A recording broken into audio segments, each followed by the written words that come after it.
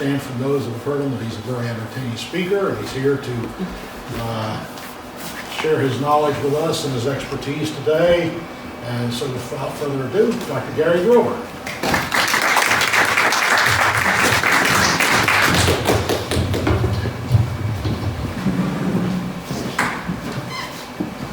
Okay, I've been giving talks on the history of drug discovery for many, many years, but this is the first talk I've given on the history of medicine, with particular emphasis on New Jersey.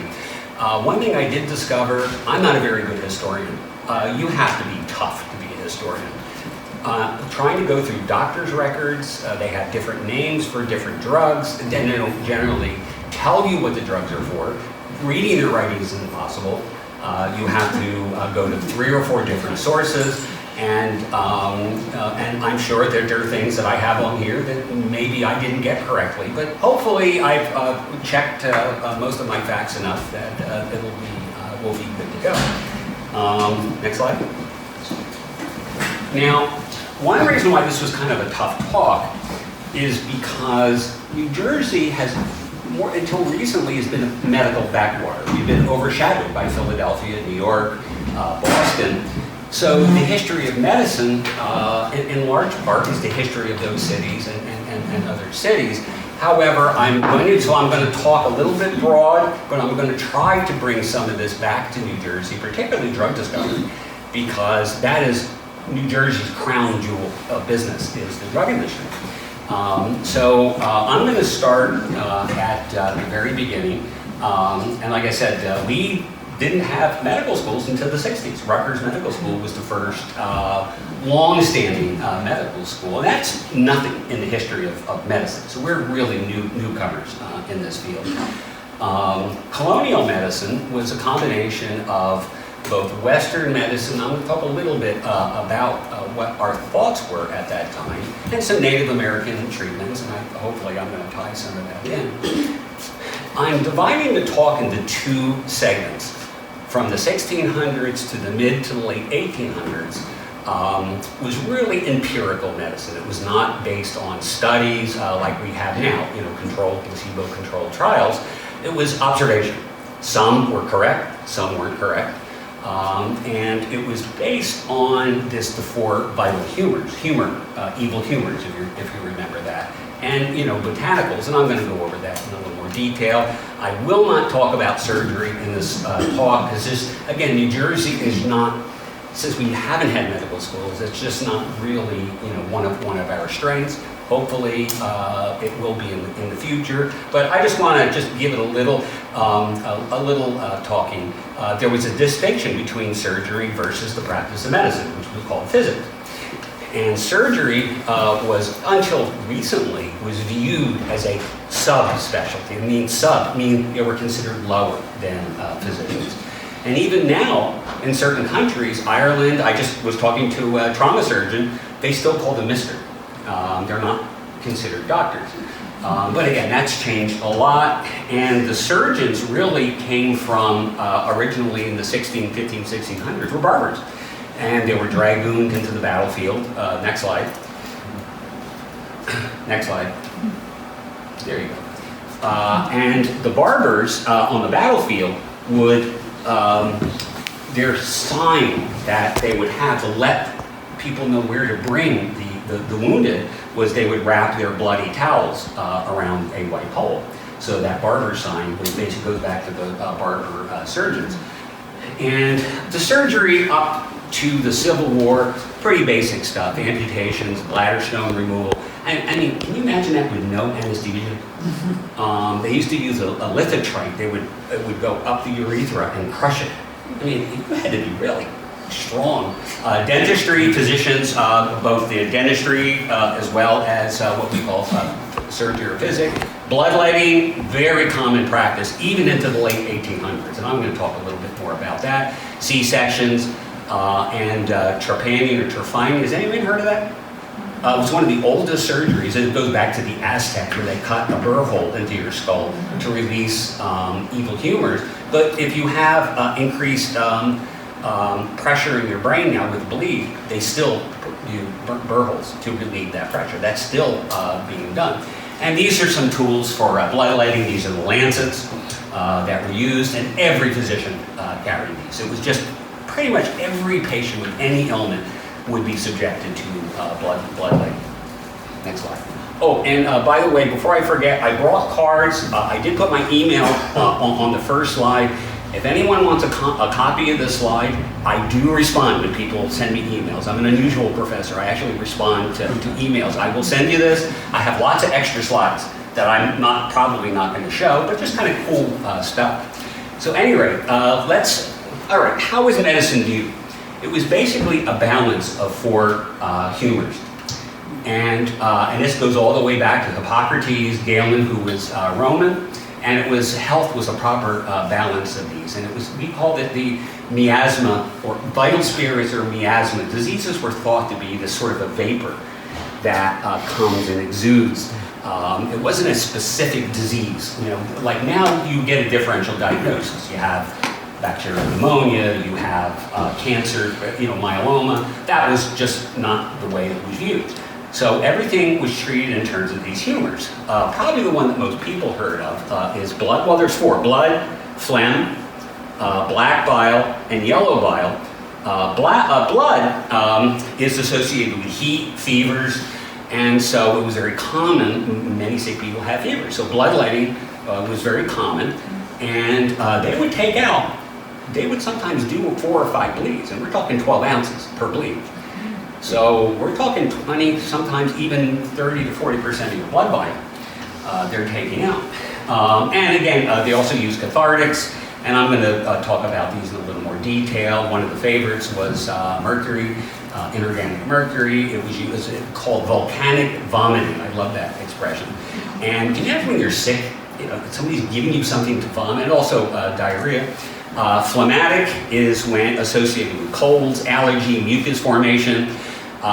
This is a real gem because it's cold, associated with cold. They would give you cayenne peppers either orally or they would give it to you as a clyster. Anyone know what a clyster is? It's an enema. I mean, I just can't imagine having that done. I say, let me die. The others aren't generally talked about as much. Yellow bile is interesting because it's thought to be centered around the liver, and so liver diseases were your choleric, and the disease cholera, which I'm going to talk about a little later, was thought originally to be a liver disease, which is where the name comes from. And then black bile is a spleen imbalance and was associated with diet. However, most practitioners kind of did all of the above. And yellow bile, interestingly, if they felt you had an abundance of yellow bile, cupping. Is anyone familiar with cupping? I did bring a picture of that. They actually it's still done to this day. They get a glass cup, put flame in it, creates a vacuum, they put it on your back. If you ever watched The Godfather, one of the kids is sick and they put the cups on. I love movies. But most physicians kind of did all of the above. In addition to cupping, they would also do scarification, and that's still being done by some practitioners where they actually cut you. The idea with the cup and the scarification, you're bringing the evil humors out.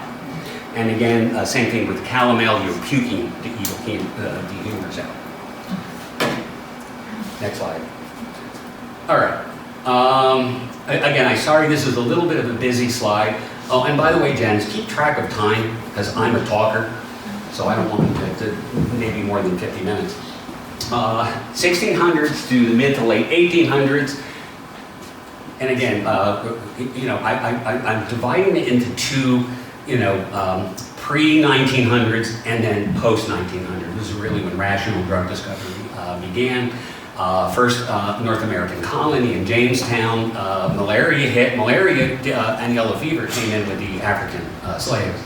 And mosquito as well came in on the water casks. Anopheles, mosquitoes. Boston starts inoculation for smallpox. Somebody brought that up to me before the lecture. Very, very important because it wasn't a vaccination. What they would do is they would take a little scrape of someone that had smallpox from a pox, and they would inject you with it and hope that you lived and it didn't kill you.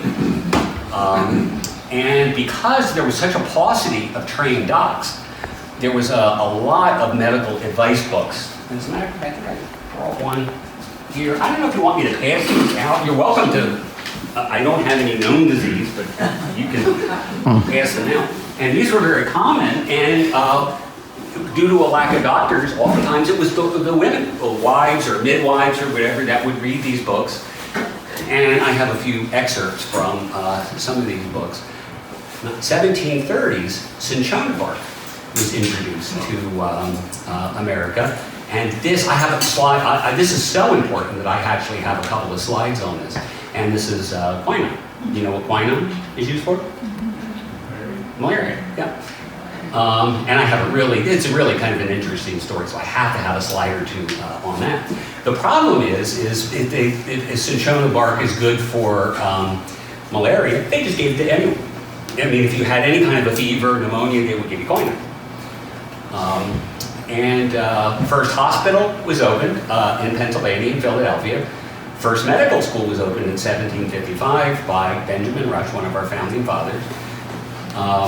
And I have a little bit more on him.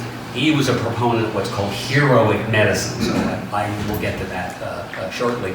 Revolutionary War, 1766. The very first state medical association was in New Jersey, in New Brunswick, and the purpose was fee setting. They made an attempt at licensing, but not very good. Generally anyone, clergy, anyone who had any kind of education could play doctor. Washington, first president, 89, and then Edward Jenner came out with the cowpox, the vaccination.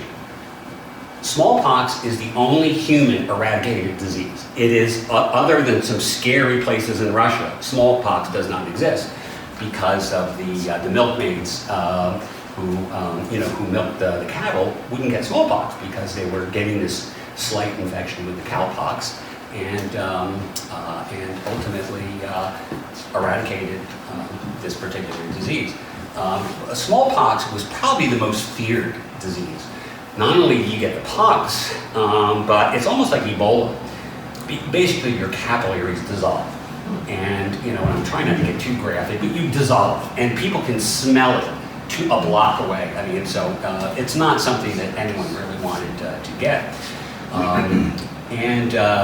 By the 1820s, railroads, canals are connecting New Jersey, New York, Erie Canal, the DNR Canal, which was good. However, that urbanization and that connection also led to some of our first epidemics.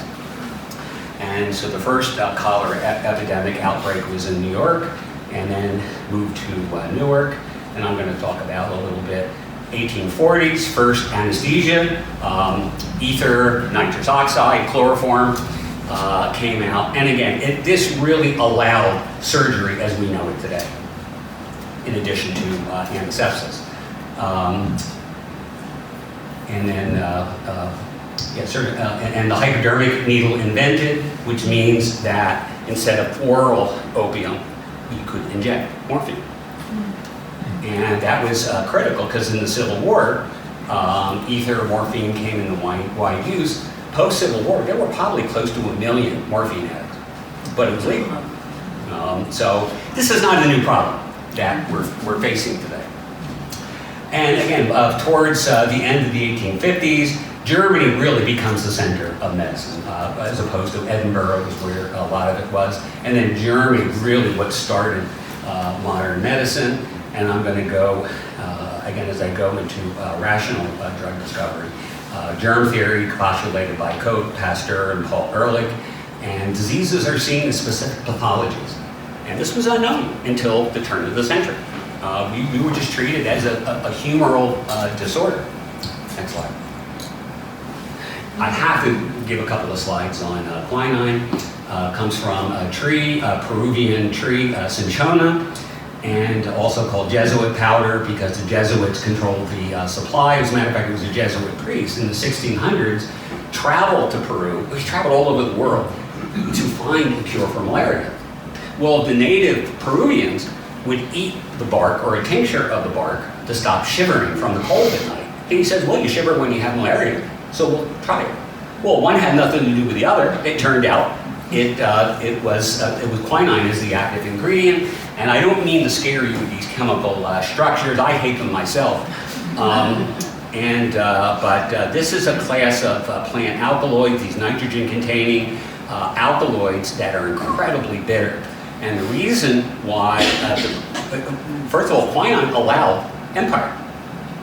You couldn't have an empire in India, Africa, without quinine, because 70% of your soldiers would die.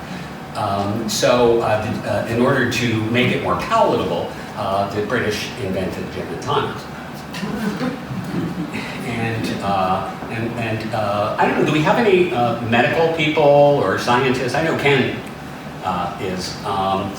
Do you know what this particular molecule is? Anyone who's had organic chemistry is probably, it's benzene ring. And almost every drug that I'm going to show you, very dynamic molecule, has that benzene ring. Do you remember who first figured out the ring structure? Yeah, who said that? Yeah, good. It was Kekulé. The idea was he fell asleep in front of his fire and dreamt of a snake catching its own tail. Of course, we all think he was doing LSD, which makes for a better story. Next slide. And it was the Countess Cinchona, which this tree was named after. And these are the cinchona trees. They're stripping the bark off. What I tell my students is study really hard. You want to be these guys. You don't want to be those guys. Next slide.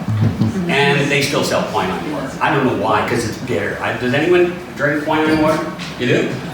Do you drink it with gin? No. You just drink it. You like the bitter, that bitter taste. Well, sweet. Yeah. I mean, I like it. Well, I think the dose of chlorine is pretty, not quinine is pretty low. Next slide. Okay, let's get into colonial medicine and disease. The first thing, and I did not know this until I started reading the history, traveling on board a ship, it would take months or months to get to the New World. They had to go through a period of seasoning where these people were just not well for months up to a year. And they were very susceptible to other diseases and malnutrition. Of course, these ships, you had got scurvy, eggs, which are also called agues, and pneumonia, whatever. But New Jersey, for physicians, relatively speaking, compared to other colonies, was a healthy environment compared to Vermont, where it's really cold, or South Carolina, where you have a lot of yellow fever. So the physicians always had to find another means of income, either as farmers, postmasters, that kind of thing, to buttress their income. But again, a lot of them were not MDs. Either did a clerkship with an MD or the clergy, and like I said, midwives. And the poor and tough conditions in the colonies really did enable the disease. While you may have died of pneumonia, it was probably the malnutrition that that really caused it. Early mortality exceeded births, which is why we had to still continue to bring lots of people in. What were the most common illnesses? And again, this is just a small selection, but as you can guess, pneumonia, flu, which is also called grippe, malnutrition, scurvy, because we had a meat and corn diet. There was not a lot of vitamin C. Whooping cough, you don't hear too much about that anymore, although we had a little epidemic of that in New Jersey last year. TB, also called the white plague, because it's not the black plague. We never did get, US, we never really got the black plague, and nobody knows why. That is, if anyone knows, I'll put that in my next slide. Malaria was a big killer. Diarrhea, also called fluxes. Childbed fever, generally was caused by physicians having unclean hands. And so many of these women would not survive their labor, delivering the baby. As I said before, smallpox was very feared. Diphtheria was also very feared. The reason, and this is the only medical slide I had. I did not purposely went out of my way not to put these disgusting slides on.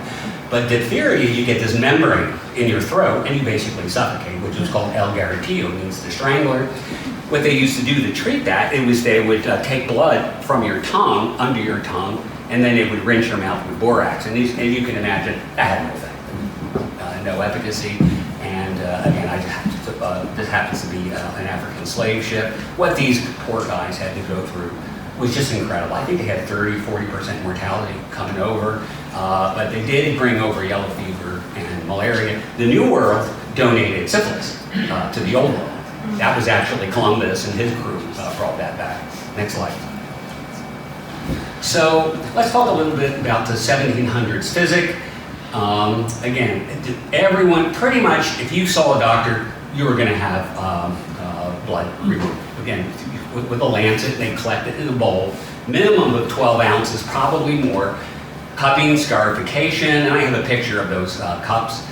Irritants, again, it's the idea of the irritants is you're bringing the evil humors up into the skin. Mustard, I'm sure you've all heard of mustard plasters, and canthoride plasters. Now there's one. Anyone know what a canthoride is? Okay, the Spanish fly. And it's an irritant, so it was, it was used to bring the evil humors out. Slippery elm bark, which is still produced. It's still used by holistic physicians for GI distress, worms, and these are always the wonderful ones. Ipecac, jalap, and calomel, basically purge and vomit. Does anyone remember Ipecac? Ipecac. Was when I was growing up. I mean, if you had poison, they would give you Ipecac, and it comes from a plant. I think it's the root of a South American plant, and jalap. I have a picture of that. Again, incredibly, causing vomit, diarrhea. Calomel. Problem: these drugs are so toxic. Calomel will cause your jaw to drop off if given chronically, but it didn't stop them from giving it. Laudanum. Anyone ever hear of laudanum? Which is actually an alcohol extract of opium. And once we were able to separate out morphine, of course, morphine is now used in the hospital, laudanum not so much. For pain, diarrhea, if you've ever been on morphine, one thing it does is it stops you up. And so it was used for treating diarrhea. And Jesuit bark was pretty much used for everything. If you had a fever, they gave it to you. Probably didn't work. And I only have one example of one of the self-help publications. I only put it in here because it was published out of Trenton, New Jersey. And it was John Wesley, and I believe he founded the Methodist Church. Mm-hmm. Yeah, okay. Well, he wrote a self-help book, and I had to put these in. I couldn't resist. Breast cancer, a pint of warm ale, topical goose dung, and wort from a horse. And back then, and actually until recently, breast cancer was thought as a psychiatric disease. Matter of fact, the term hysteria is derived from the Greek word for the uterus. It's thought that all madness stemmed from the uterus. Why there's so many guys who are crazy, it never, I guess, occurred to them, because I know plenty of crazy guys. For easing childbirth, they would fry onions and make a tea out of it. At least that probably tasted good, I would guess. And this one was a real gem. TB, you cut a hole in the turf and you breathe the air from the hole for 15 minutes. I can't imagine that was really positive. I read this one for wounds. They used wraps of toasted cheese and oak leaves. Can you think of anything that might be in cheese that might be useful for a wound or for an infection? Mold. Yeah, so that one probably makes sense. And there's just been recent studies showing that white oak leaves have antibacterial properties. So some of this stuff is still relevant. So this probably made sense. GI, they called them distempers. I used their spelling. And again, this one I couldn't get. They make you swallow ground glass and swallow a bull.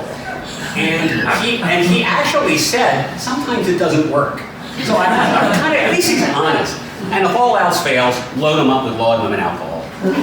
Next slide. At least you'll forget your problem.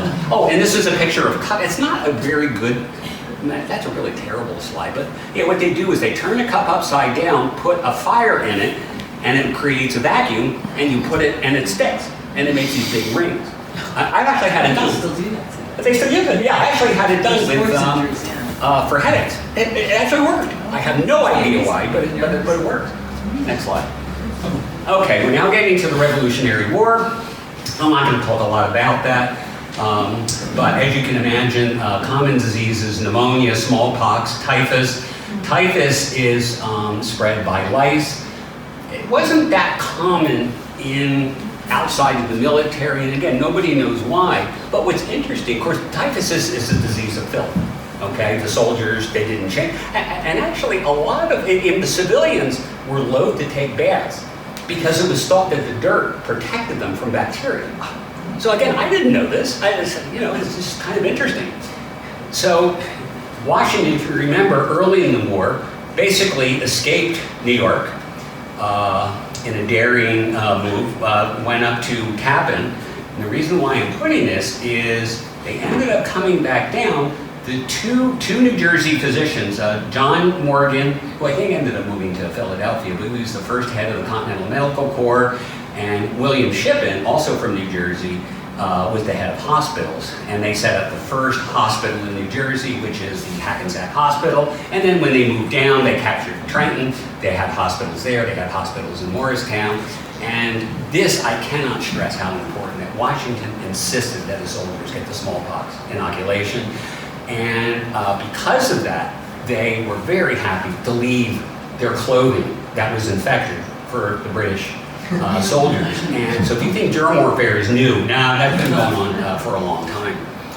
Okay, next slide. And by the way, if you have questions, just stop me. And like I said, I can always cut the talk short. I have lots of extra slides. There wasn't a lot. I tried going through physician records, and they're very, very difficult, because most of the time they don't tell you what the drugs were used for or the concoctions were used for. They would just put the price, because they were basically day books. But there was one that I happened to pick up, and it's Dr. Moses Elmer from New Providence, New Jersey, and Janice's parents, when I met Janice, were in New Providence. I thought it would be fitting to put this. A guy, Ephraim Miller, presented with aches, sweats, fever. So you can imagine all the normal stuff that he was subjected to, treated with sal ammoniac. I'm not going to talk too much about that. It's just used for GI distress. It's just an ammonium salt. Cream of tartar, which is potassium tartrate, as a laxative and a diuretic. And it's used for baking. I don't know, I'll pass it around. I mean, you're not going to hurt anything. And of course, the ever-present jalap for vomiting. Can you imagine this poor guy is sick and you're making him vomit? And then, when that didn't seem to be working, what they would do is they would put, basically it was like surgical silk, a seed, they would put it through your skin. It was thought that pus was a positive. Pus was called laudable pus. And so they thought it was a positive. And interesting, like I said, I'm not showing you the whole history. I could never figure out what disease he had, but he did live to pay his bill because they had the price that he had on there.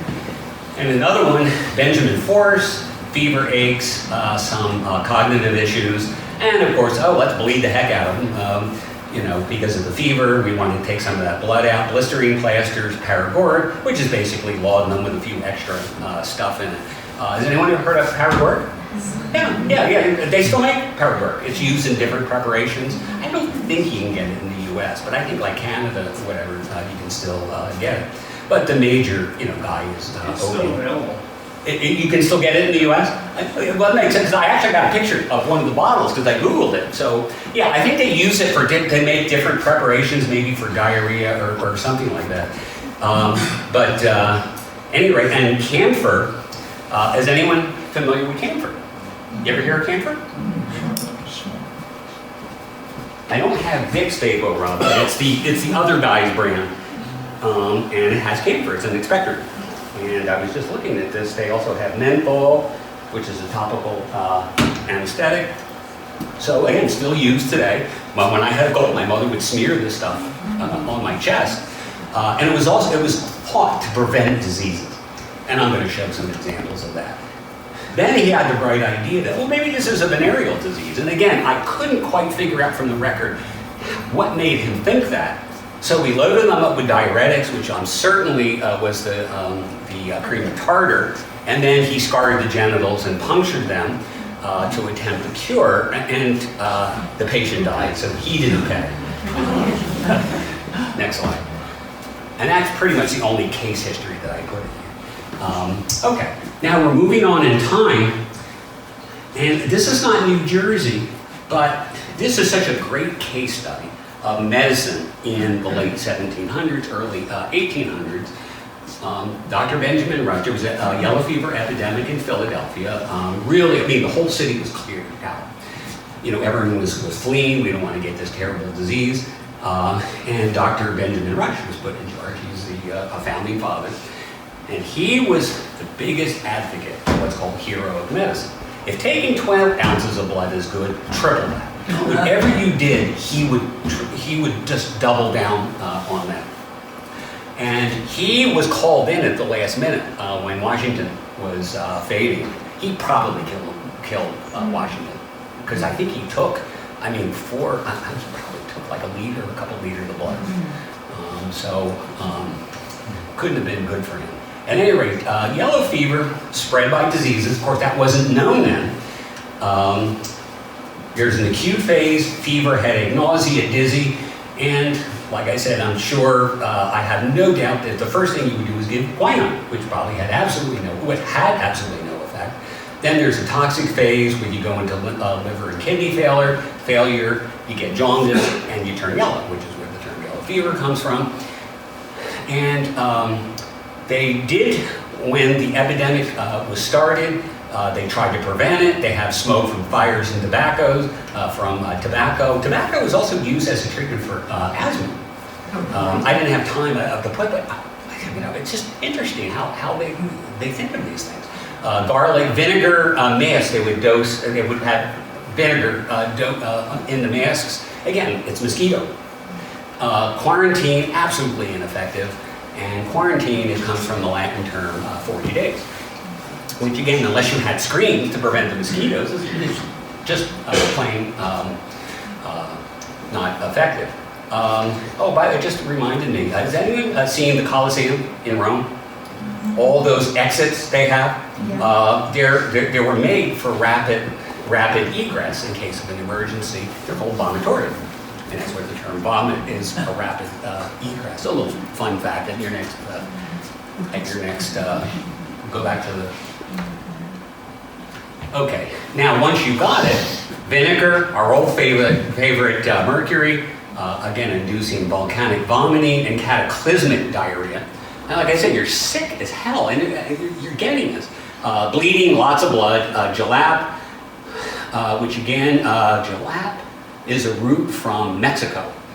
And they still make it, but I don't know what they use it for. I remember I have a picture of a bottle, and then cupping, blistering, lots of alcohol, laudanum. Like I say, if all else fails, put the patient to sleep.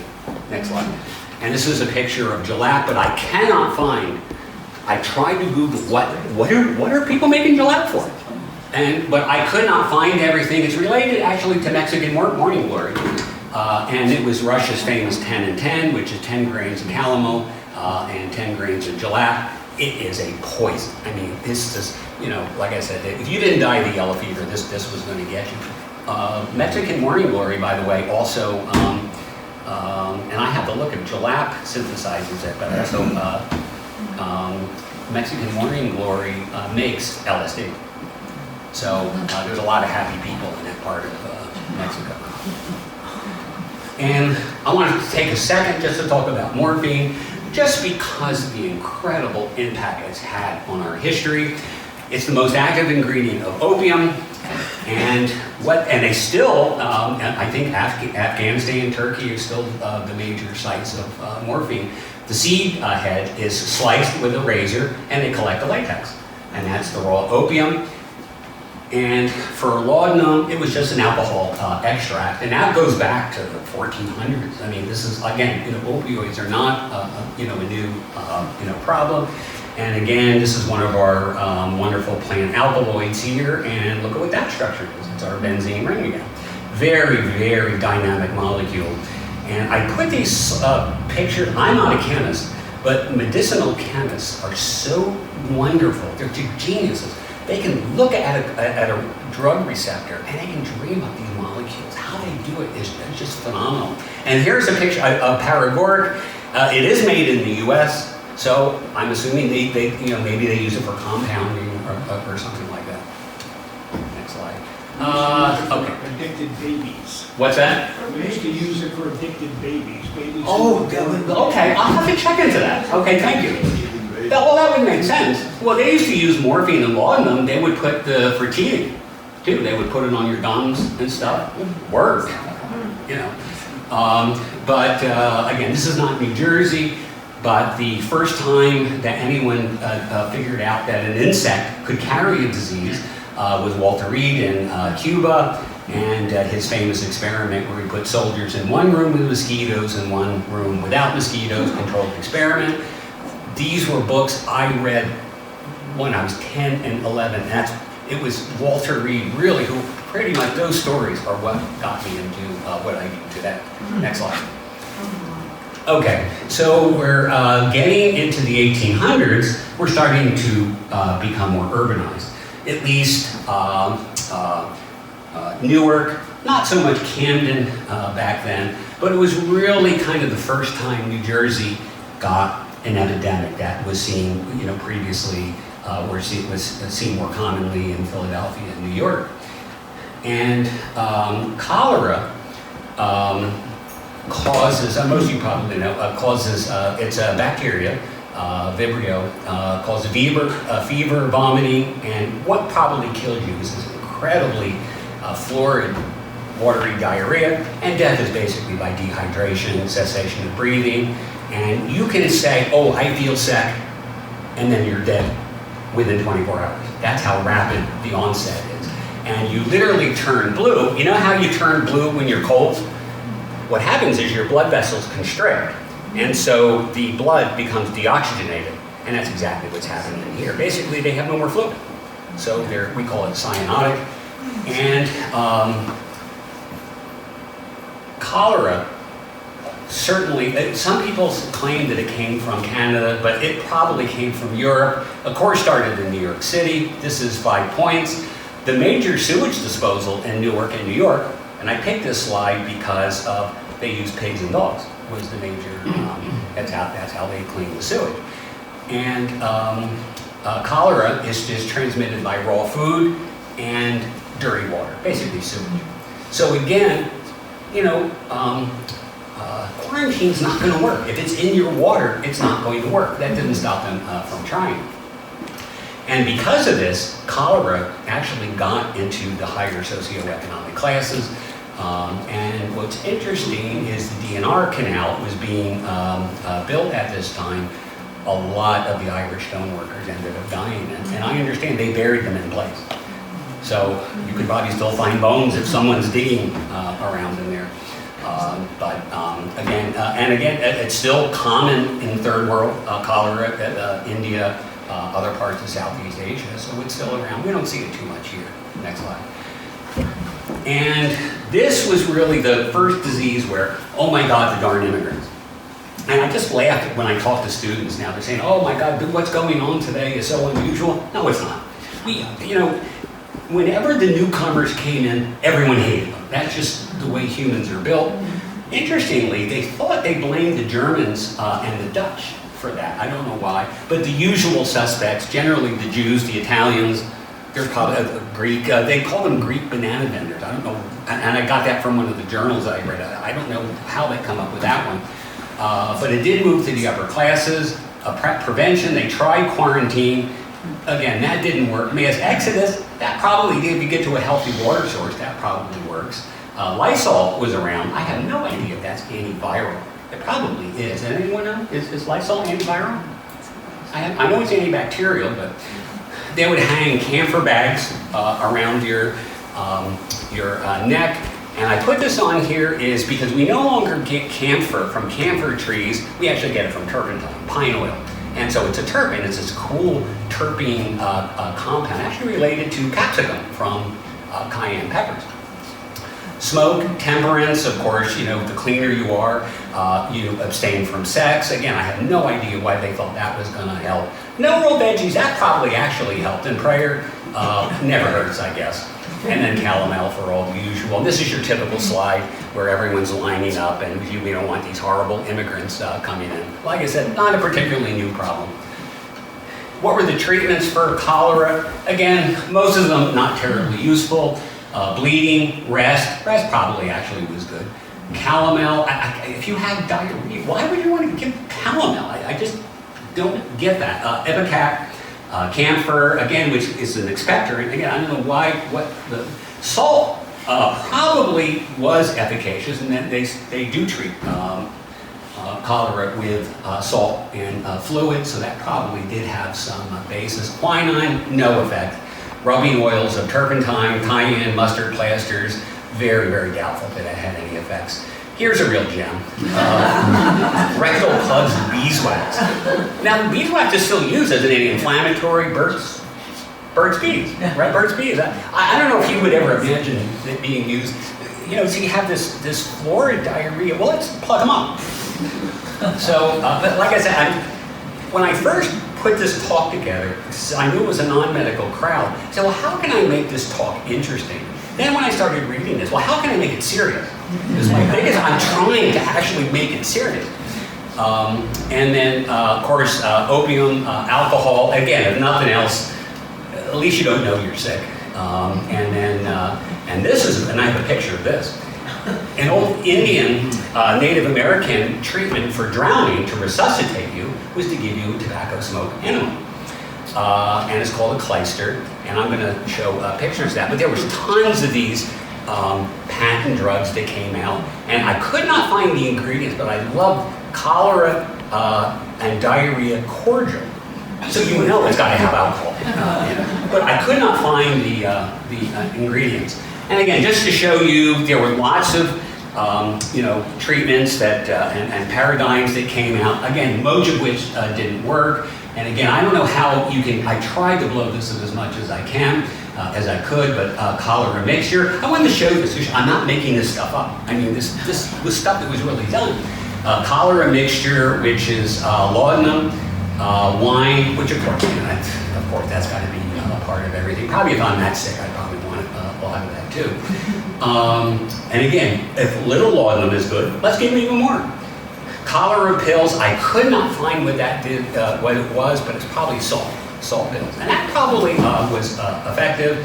Cholera clysters, in this case, was a wine glass full of warm gruel and retained as long as possible. I mean, can you imagine being the physician doing that? Well, being a physician, do you know where the term diabetes comes from? It means sweet urine. And you know how physicians used to test for your diabetes? Yeah, there were some tough guys back then. And then mustard poultices. Go ahead. And I am not making this up. They would, there's actually, they still have these tobacco smoke enemas. And it goes back again, it was a Native American, and when you went into respiratory failure, they thought that this would cause your breathing to come up. I don't know which worse to be the patient or be the physician. I have to think about that. Next slide. Because I didn't want to get too graphic with that. Okay, we're getting into the 1800s, and in New Jersey in particular, most of it was work, what they called work in harness. I'm running late? 10 minutes. Okay.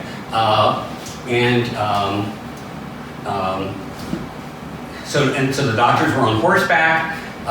Docs carried meds and equipment, many, like 20 and 30 miles a day. The most common things: quinine, laudanum, digitalis, which was for congestive heart failure, comes from foxglove, camphor, turpentine, expectorant, guaiacum. Does anyone hear that? Guanefacin, it's mucinate. It's an expectorant. I think I have a bottle of that. Oh, by the way, I have, for the herbal, for the botanicals, these are apothecary cups that the physicians carry to weigh out the, and that, I think, was made in 1850s, but I can't find out who made it. Niter, which is saltpeter, and it was used for angina. Slippery elm bark, again, still made and still used for GI issues, and horseradish for blistering, and again, our favorite white oak, and the equipment was pretty much what everyone was using, like I said, morphine, cupping jars, lancet, and bleeding bowl. And like I said, that goes up past the Civil War that this was being done. Next slide. To give you a little local Hunterdon flavor, this was Dr. John Bound's house. This is on the corner of Bound Station Road and Garbowski. My house is just literally right across the street. And he practiced in most of southern Hunterdon County. Very, very much beloved doctor. It was hard for me to get detailed records. He does have a day book, but it's mostly prices for his treatments. But apparently very wealthy. If you read his day books, one year he made $12,000, like in 1835. That's a lot of money back then. But apparently never took advantage of his patients. 25 cents for a bleeding, a buck for smallpox vaccination, and a little more for a baby delivery. And he trained with this William Shippen. Next slide. And probably most people know Cornelius Larson, Ringo's fame. Very, very smart man, very much a cosmopolitan educator, writer, experimenter. But this was when hero medicine began to drop in favor. Really didn't like vaccination, although he did do them anyway. But his most highly prized treatment was alcohol, so I like this. Promoted healthy living, leave the windows open in the winter, which made sense because if you died from a cold, he also owned the cemetery. And again, he used opium. And this one was interesting to me. He used strychnine as a convulsant. So they felt that muscle tension somehow promoted health. And I had to look it up. I don't know if you can read this.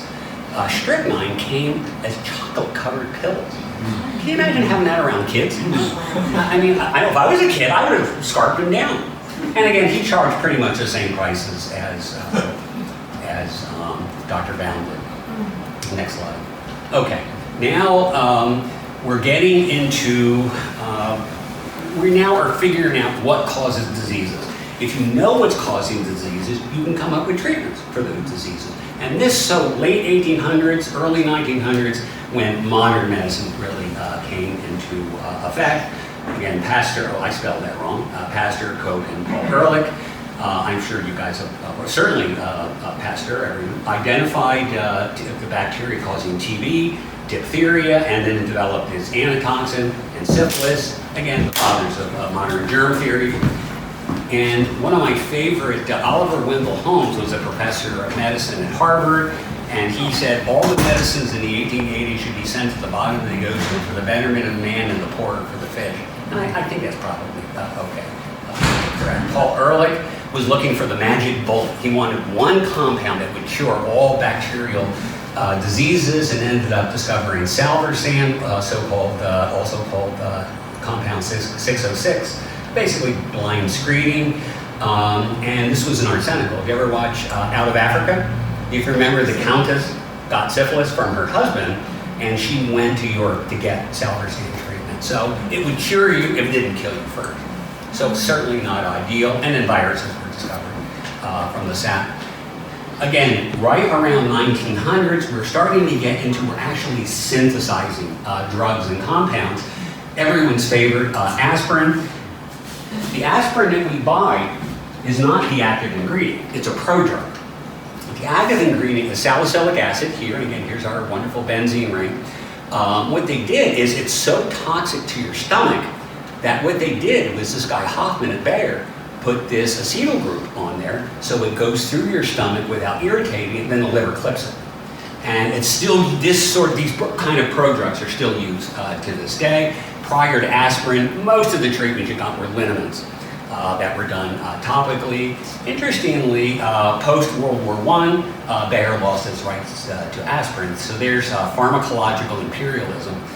Next slide. And this is a bottle, we found this in our yard, APCs. Anyone remember APCs? Okay, it's aspirin, phenacetin, and caffeine for headaches. And phenacetin is actually metabolized to Tylenol. And this was in our yard, probably from Dr. Brown. And aspirin was co-marketed by Bayer with heroin. Management wanted heroin, scientists wanted aspirin. Always listen to the scientists. Next slide. Again, 1900s. This is a New Jersey story, so I really wanted to show this.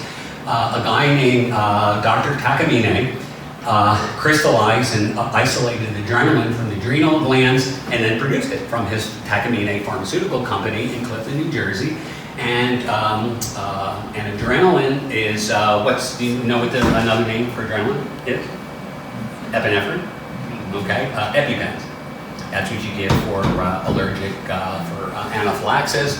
It was this breakthrough for stopping bleeding, surgical bleeding, nosebleeds, asthma. And I didn't know this, but Takamine, in conjunction with the mayor of Tokyo, used his money, and he's the guy who funded the planting of all the cherry trees in Washington. I never knew that. Next slide. All right. Do I want to talk about polio? Let me just spend just a couple seconds on polio, because I know I'm falling a little bit behind. 1916 was the first Newark polio epidemic, and it was called infantile paralysis, although it was probably more severe if you got it as an adult. First seen in the 1800s, but came to Newark almost for sure from New York City, and naturally blamed on the immigrants. And again, you can guess the usual suspects. Seen in the warm months. And the virus is mostly asymptomatic in most fever. In most people, you get a fever, a little bit of GI distress, and it goes to what's called shedding, and in a very small percentage move to the spine and causing paralysis. And what were some of the treatments? Quarantine, which again, I don't think was terribly effective. Smoke, camphor, all the usual things. And again, there was a compound called urotropin I never heard of, that when you inject it, it releases formaldehyde into your bladder, into your brain. It will pickle you. I don't know if it'll cure you. Quinine, ineffective. Injection of diphtheria antitoxin, ineffective. Spinal tap, it removes CHS, cerebral spinal fluid, but they would inject adrenaline because we had it. They would inject it, but I don't think it did any good. And they would inject horse serum into your spinal tap. Go back.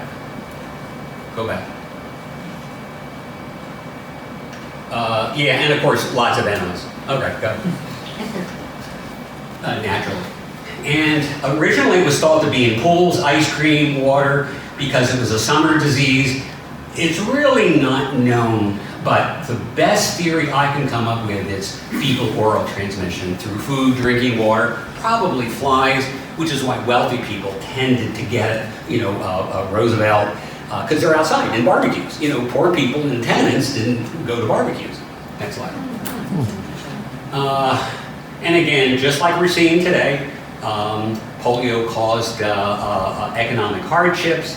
And this used to scare the daylights out of me as a kid. If you remember, if you had respiratory paralysis, they would put in these iron lungs, which is negative pressure breathing. I saw one of these when I was a student at Albany Med. I almost went into shock. I mean, these things scare me so much. Next slide. Okay. After aspirin and salvarsan, German and Swiss chemical dye companies, these are the drug powerhouses.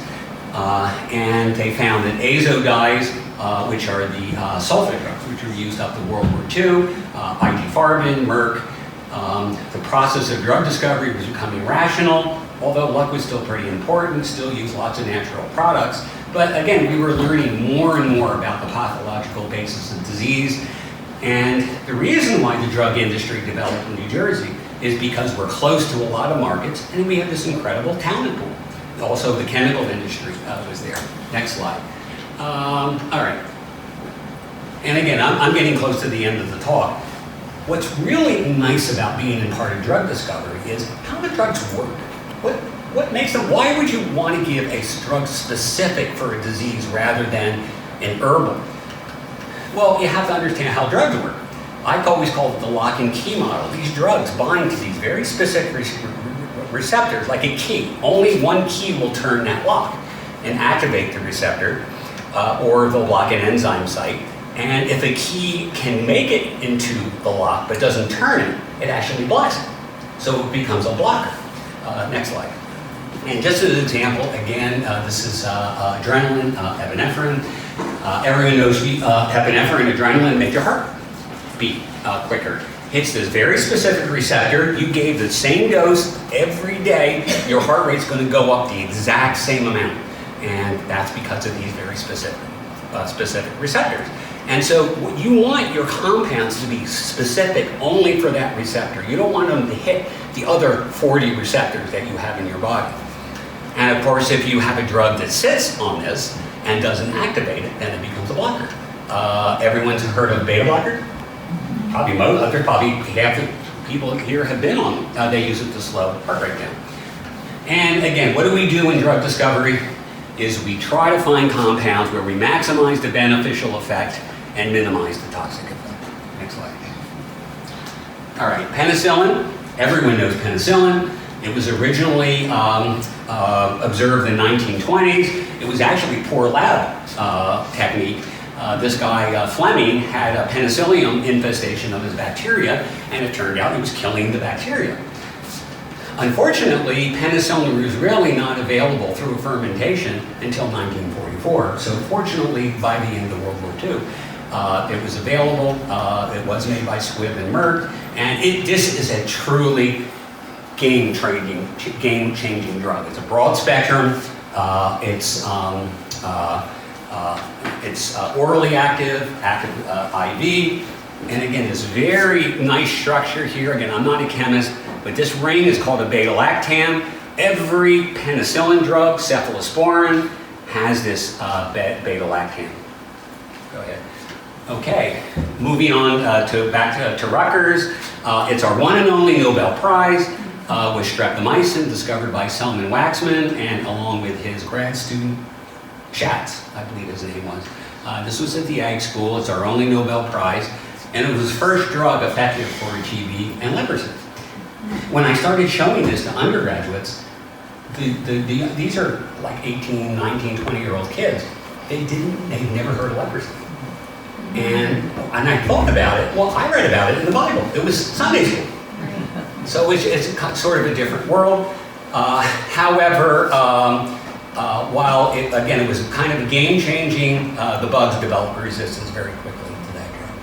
Next slide. Okay, not a real true breakthrough drug, but it's a true New Jersey story. It was antibiotics were isolated from pine barrens in mud. We used to say it was turtle manure that it came from. But in the 1970s, a guy named Dr. and now Sir Richard Sykes, who was the head of drug discovery of Squibb when I joined, then moved on to black soda. It was isolated from soil bacteria. Why is it important? These monobactams, and again, the drug, Squibb's drug was exactam. And the reason why it was so important, it was good for this specific type of bacteria that penicillin was not really good at. And this was something that was seen in the trauma units, bone infections, UTIs. So it was really, it added a lot to our arsenal. And you can see it has the same beta-lactam ring here. But the bacteria got very clever and they learned to break that ring. This drug is much more resistant to the bacteria breaking that ring. Kind of cool. Next slide. Roche's wonder drug, Valium. First billion-a-year drug for anxiety, what they call psychic tension. This is a breakthrough drug. The previous treatments for anxiety were terrible. Bromide salts, phenobarbital, and I had to put, does anyone remember Milltown? It was very popular in the 60s, and I think even into the, certainly into the 60s, Hollywood. They used to drink it with alcohol. They called it Miltinis.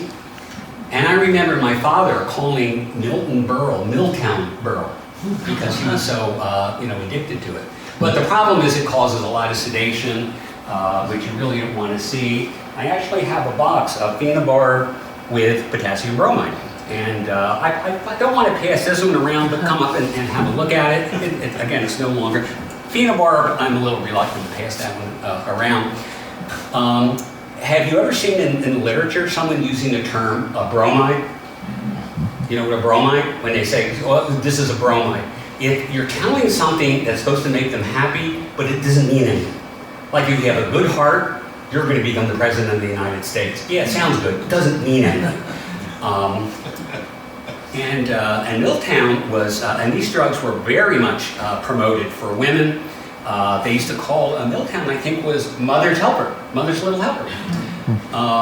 But a Jewish refugee from Switzerland joined Roche and developed Valium. And of course, all these wonderful, again, here's our benzene rings again, a very happy lady, and of course the heart-shaped pill. And still used not only for anxiety, but anesthesia. Anyone who's had a colonoscopy, I'm sure it was on Versed, which is IV Valium. It also muscle spasm, anticonvulsant, seizures.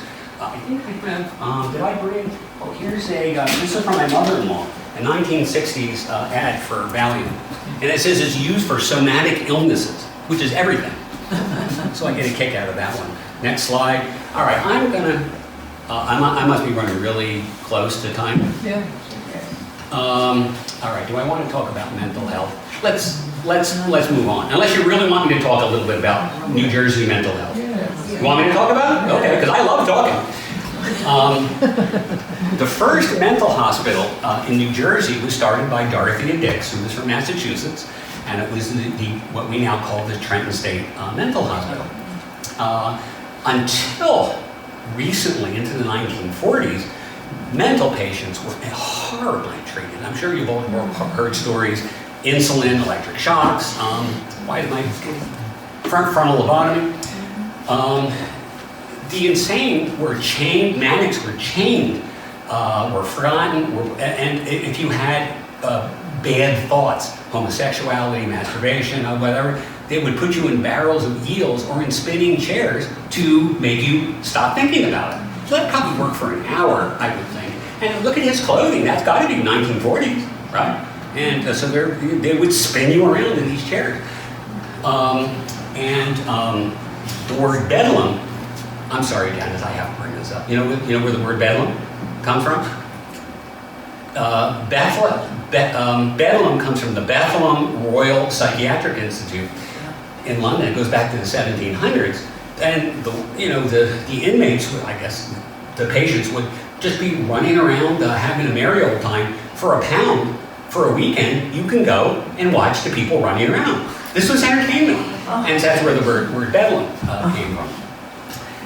And just to give you an example, here's New Jersey. The director of the Trenton Mental Hospital, all the way up to 1933, believed in the pus pocket theory of psychological disease, where because syphilis causes insanity, well, it must be pus that's causing it. So what they would do is they would remove teeth, spleen, gallbladder, reproductive organs. I can't imagine who would sign that. You're a little nuts, so we're going to remove your reproductive organs. But it continued into the 30s, and like I said, now there are very, very good and effective psychotropic drugs. And again, I just don't have the time to talk about them now. And then my last drug slide, and this is my favorite. These are the guys, and everyone familiar with ACE inhibitors? Yeah, I'm probably half the people here are on them. They're antihypertensives. It was developed by two guys at Squibb, Miguel Ondetti and Dave Cushman. Miguel is the guy who hired me at Squibb. And trust me, this is the only time I ever saw him smile. The word stupid came out of his mouth. I would actually, when someone said stupid, I would just turn around. But he was really brilliant, and I learned a lot from him. I am really kidding, mostly. I really enjoy, and Dave Cushman was a gem. At any rate, it was observed that the venom from the Brazilian pit viper caused a dramatic drop in blood pressure. They found out that one of the proteins in this venom interacted with an enzyme, don't worry about it, the ACE enzyme, it inhibited it, and it would cause your blood pressure to drop. What they did was they got the structure of this enzyme and of these particular venom protein, and they crafted this molecule. It's a peptide analog. I guess I don't worry about that so much to specifically sit into this enzyme pockets, probably the first example of really pure rational drug discovery. And they won the Lasker Award, which is second only to the Nobel Prize. And they were put up for the Nobel Prize. I think they should have gotten it, but at any rate, I think that's my last slide. Okay, so where are we going? Because it's thought that we're going to be short, and New Jersey's going to be short thousands of doctors. What's the number, Jen? It's like maybe 5,000? Certainly thousands of doctors. We're putting up, there's now 5 medical schools in New Jersey. Interestingly, I teach in every one of them in one capacity or another. And they're trying to meet the doctor shortage. In Jersey has 47 nursing schools, 3 physician's assistant schools, and 1 pharmacy school that I have the great privilege of teaching at. Where are we going for drugs? The real big breakthroughs are cancer drugs. Some of these things they're coming up with are just phenomenal. They're not the old cell toxins. If you remember, 20 years ago, they would put you on methotrexate or cyclophosphamide. Your hair would fall out, your guts would explode. What they're doing now is they're specifically turning on your immune system. Anyone heard of a checkpoint inhibitor, Keytruda from Merck? It's going to be a multi-billion year drug. I mean, really phenomenal. Inflammation is big because we're an aging population. And the same is pain. As we get older, we want to get away from the opioids. The problem with pain is all of our treatments have a lot of side effects. Addiction, cognitive issues, that kind of thing. So it's really a big issue. Biologics, which are sort of our code word for antibodies. These antibodies are tailored to hit a specific target. And I'm sure you've seen this on commercials. Humira, it's on like every 5 minutes. And it's AbbVie that makes that. And it's an antibody specific to an inflammatory mediator. And it was $20 billion in revenues, but it's all patent, so everyone's scrambling for a biosimilar. But these biologics are very expensive. They're hard to make, they're hard to develop. Drug prices are going to go up. I don't know, I don't have the answers to this, how we're going to make this stuff affordable. I just hope some of this stuff is around when I get to be 80 and 90, so, some of these cancer treatments. Gene editing is now, there are clinical trials now for ways that you can go and alter the genes. Sickle cell anemia, there's positive, I think phase 2, maybe even phase 3 trials showing efficacy. It's curative. The drugs I worked on were these clunky monsters that didn't cure you, they just helped you. This is curative. Sickle cell, hemophilia, and again, these are ongoing clinical trials. Again, very complicated. The problem is they're really expensive. The average cost to get a drug on the market is $2 billion, and I've seen it as much as $5 billion. The drug companies generally have about 10 years of patent life to recoup the cost. So while these are wonderful changes, we as a culture, society, we're going to have to deal with this cost issue. Now I do have one more slide, and I thought, since I'm sure we have gardeners here, I thought I'd show some color. Who knows what this is? What's that? This is foxglove. Yeah, that's where digitalis came from. And digitalis was used as it made your heart beat harder. It's not really used that much anymore. Actually, ACE inhibitors are used for congestive heart failure more than those. You know what this is? Oh, I didn't even know that's really on the edge. This is echinacea. It's of course, in the holistic docs like it for as antibacterial, antiviral. But the original use for that were the Crow Indians. If you take the root, does anyone have echinacea?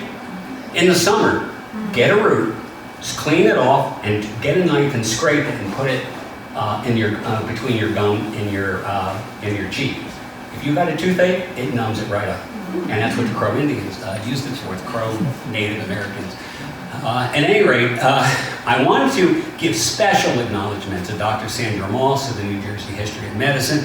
She was a godsend. I was helpless trying to figure out these doctor's records, and I did bring some of her books, and I have actually books that are specific, to New Jersey medicine, and Ken for helping, and Marcia for helping getting this going, and Janice helped me a lot with the pictures because I'm really horrible at pictures and PowerPoint. So, like I said, I'm going to stop there.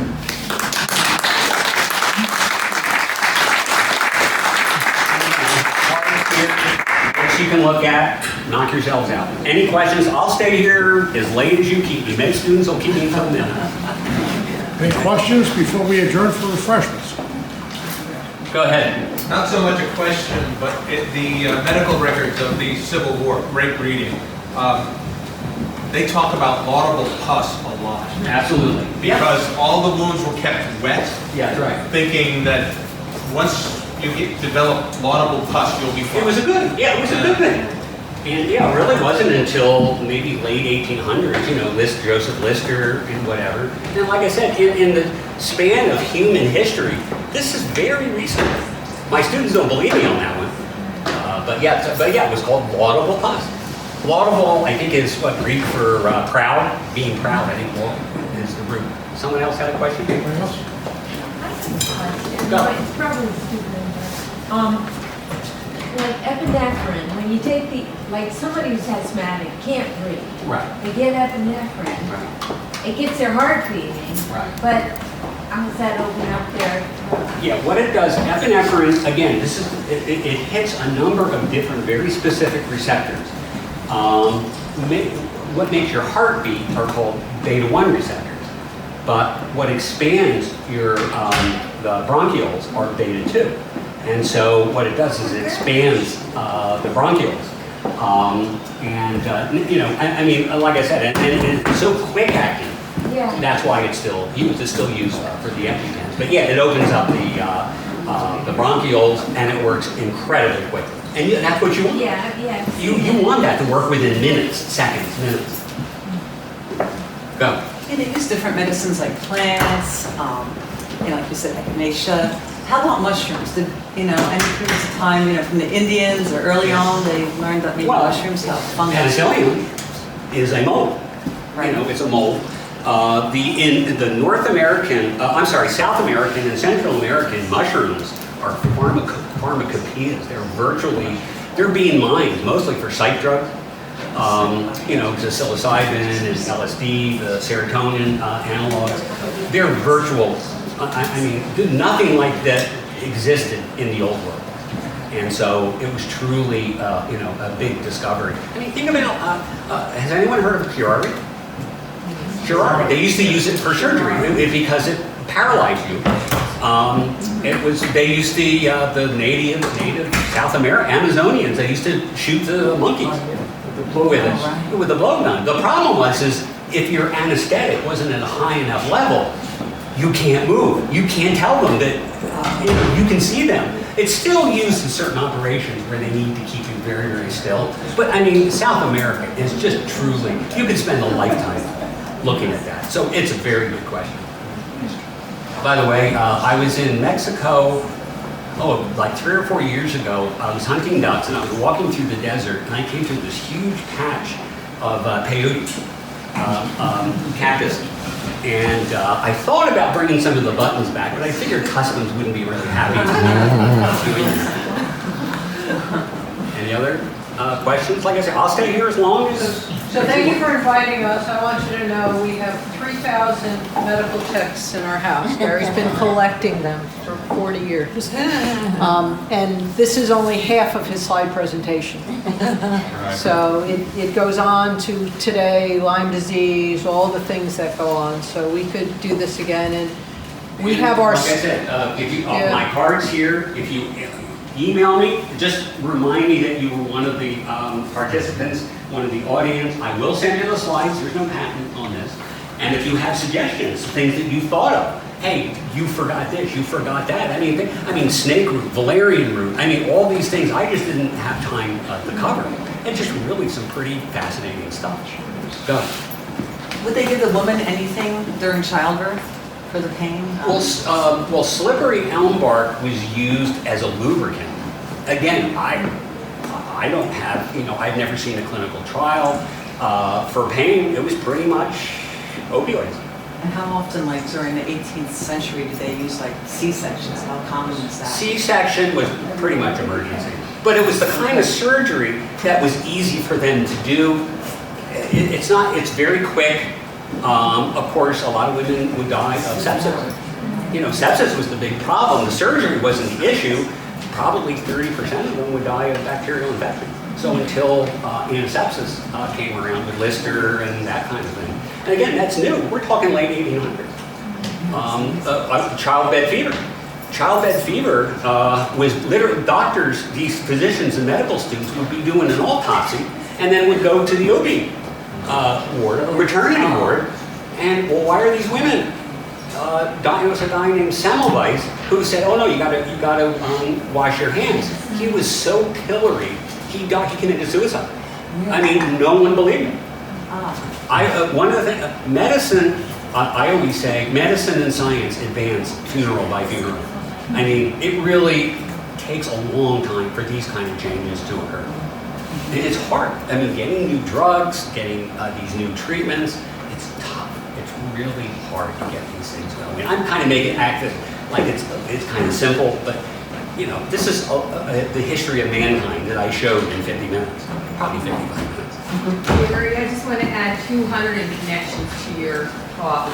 One, the old barracks, now the old barracks museum in Trenton, which was in Hunterdon County during the Revolutionary War. That's right, that was a Hunterdon. smallpox hospital, and two, during the beginning of World War I in 1916, Hunterdon was rampant with polio. They closed the fair down, children were not allowed to go to church. And there was smallpox in Hunterdon? There was a lot of smallpox in Yeah, Hunterdon. there There were a lot of were. cases, especially in Reddington Township and in there. Yeah. And thank you for bringing out, like I said, these are things I'd love to talk about, but like I said, it's just hard to do this in 50 minutes. So thank you for bringing that up. Thanks for a most interesting and entertaining talk. Thank you. Any more questions? And I have stuff for you to look at.